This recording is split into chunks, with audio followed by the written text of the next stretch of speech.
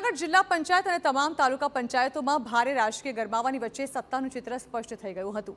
ચૂંટણીના પરિણામો જાહેર થયા બાદ તમામ નવનિયુક્ત પદાધિકારીઓએ પોતપોતાના હોદ્દાનો વિધિવત રીતે ચાર્જ સંભાળીને શાસનની ધુરા હાથમાં લીધી હતી।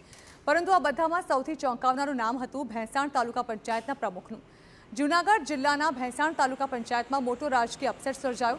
તમને જાણીને નવાઈ લાગશે કે જ્યાં બહુમતી આમ આદમી પાર્ટીની હતી છતાં તાલુકા પંચાયતના પ્રમુખ પદ પર ભાજપના ઉમેદવારની વરણી થઈ।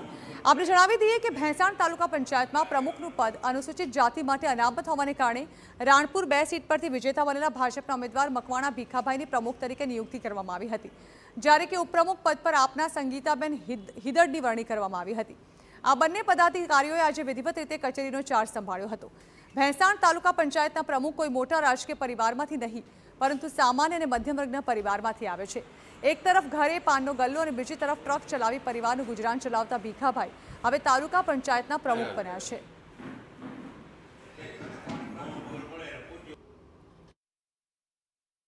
હું 280 મતથી ભાજપની લીડથી ચૂંટાયેલો છું અને પ્રમુખ બન્યો છું। તાલુકા પંચાયતના મારા વ્યવસાય પહેલાં કોન્ટ્રાક્ટનું વ્યવસાય હતો અને તે પછી ટ્રકનો વ્યવસાય છે।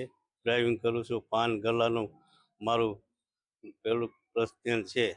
નાના માણસોના કામ કરીશ અને મારા ભેંસાણ તાલુકાના વિકાસના કામ કરીશ। ભાજપ પક્ષનો આભાર।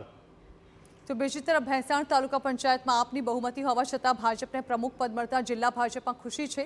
સ્થાનિક ભાજપ આગેવાનોએ પણ ભીખાભાઈનું સન્માન કરી ખુશી વ્યક્ત કરી।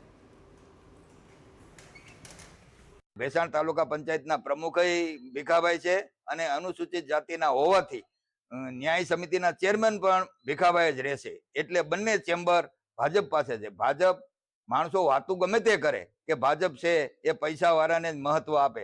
તમે જોવો આ દાખલો છે રાણપુરનો અમારો ભેંસાણ તાલુકાનો। ભીખાભાઈ ખૂબ નાના માણસ છે, મધ્યમ વર્ગમાંથી આવે છે અને એક એવા સરળ સ્વભાવના સામાન્ય માણસ છે અને ભાજપે એની પસંદગી કરી। અહીંના આમ આદમી પાર્ટીના હોનાર ઉમેદવાર હતા સામે, એને ધૂળ ચાટતા કર્યા અને પ્રમુખ ભીખાભાઈને બનાવ્યા। ભાજપ છે એ ભાજપ છે।